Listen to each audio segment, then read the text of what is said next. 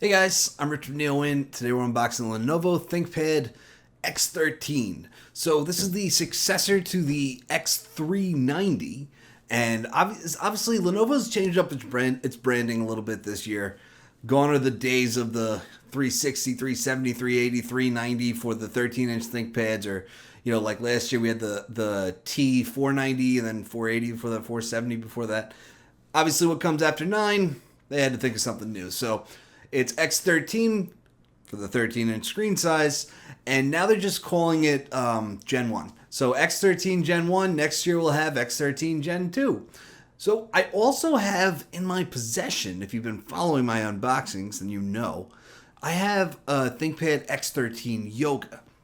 So obviously that's the counterpart to this series. Now, the X series, it's like the step below the X1, and the X13 Yoga is lovely. It weighs 2.76 pounds.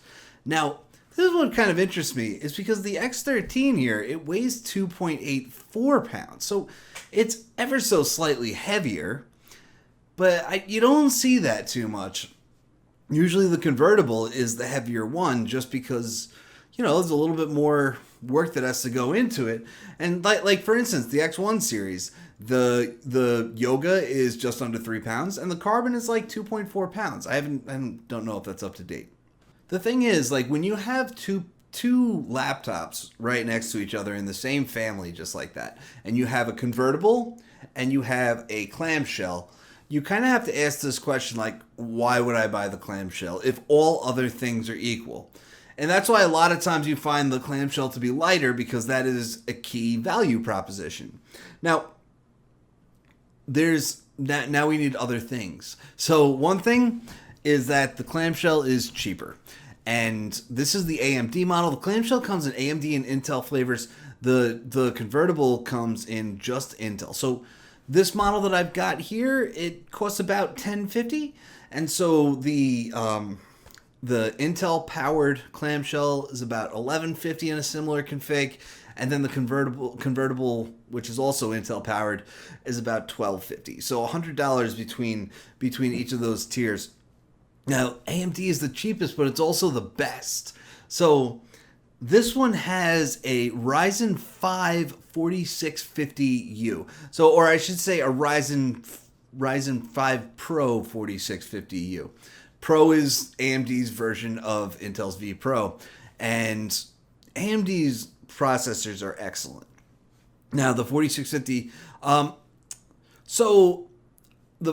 this will be my 5th AMD Ryzen 4000 review. I've reviewed other series, the 2000 and 3000, one of each actually. Now these things are rolling out like gangbusters. You're seeing plenty of new PCs with AMD Ryzen. It's actually pretty exciting because these things are so good that companies are using them. And so the first two that I got were Ryzen 5 4500U. And what I found about that, now those were 6 cores, 6 threads. They're not hyper-threaded like Intel.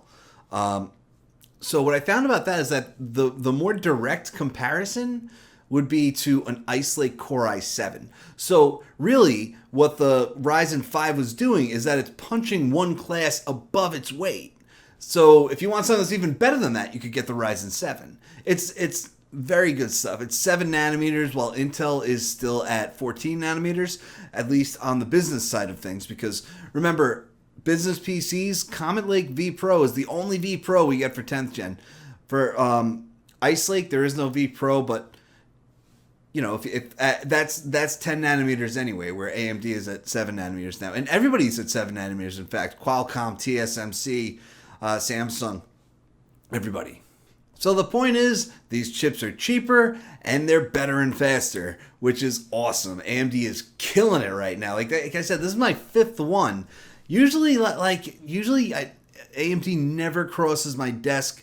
For the last generation, for Ryzen 3000, it was just the Surface Laptop 3. For Ryzen 2000, it was just a Huawei MateBook D, and that was it. So it's cool to be seeing this diversity in silicon.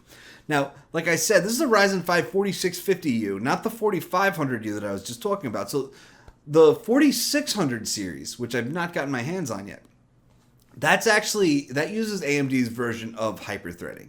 So it has 6 cores and then it has 12 threads. So that's exciting in itself, but it again, it very much depends on your workload. If you're using it for gaming, in fact, you might want to turn that off completely. That's why a lot of them don't have that hyper-threading feature. So let's go ahead and get this out of the box. Like I said, it's a clamshell, it's a ThinkPad. Honestly, there's not a whole lot to see. I've reviewed so many ThinkPads, and you like, a lot of them are very similar to each other. And like let's be clear about that. Lenovo makes a ton of different ThinkPads. That's why the most exciting ones are the X1s, because they're premium. There's a lot to talk about. But when you start getting deep into the lineup, there are so many ThinkPads that are really just almost the same. One thing that does not change is the keyboard. You're going to have that track point nub right there forever. There are a lot of ThinkPad diehards out there that just don't want to see change. And most modern users will never touch this thing. You can just ignore it. That's fine. I've tried to use it and it doesn't work for me. But yeah, that's the track point, the physical buttons above the trackpad that are meant to be used with the track point. That's another thing. Like, a lot of this is from another era, and you can just ignore the track point if you don't like it. And if you really don't want it, you can just use Lenovo's ThinkBook brand, which is really almost like their way of rethinking business laptops, because again, they can't change ThinkPads without disrupting a huge fan base. So take a look at the rest of what we got here. We've got 2 USB 3.1 Gen 1 ports, or 3.2 Gen 1 they're calling it, which are the exact same thing. USB 3.0, 3.1 Gen 1, and 3.2 Gen 1 all mean 5 gigabits per second. I've got that Ethernet adapter here, which can be used for mechanical docking with the USB-C port. USB 3.1 Gen 1 Type A, and then we've got HDMI 2.0 and a headphone jack over here. Now notice, by the way, well, we'll get to that in a second. Another USB 3.1 Gen 1 Type A port on this side. Now, again, USB Type-C is 3.1 Gen 1. If you're wondering why, the answer is simple. It's because this is an AMD powered laptop. That is one benefit that you still get from going with Intel, is that you get Thunderbolt 3. Now, you can add Thunderbolt 3 to an AMD laptop. It's more expensive. It takes a little more work, but it's possible, and I've never actually seen it. So, it's possible in theory. We do have a touchscreen on this model. Privacy guard on the webcam. See that? So you don't have to put a piece of tape on it or anything. There is no IR camera on this model, although I assume that it can be configured with it, like most ThinkPads can now.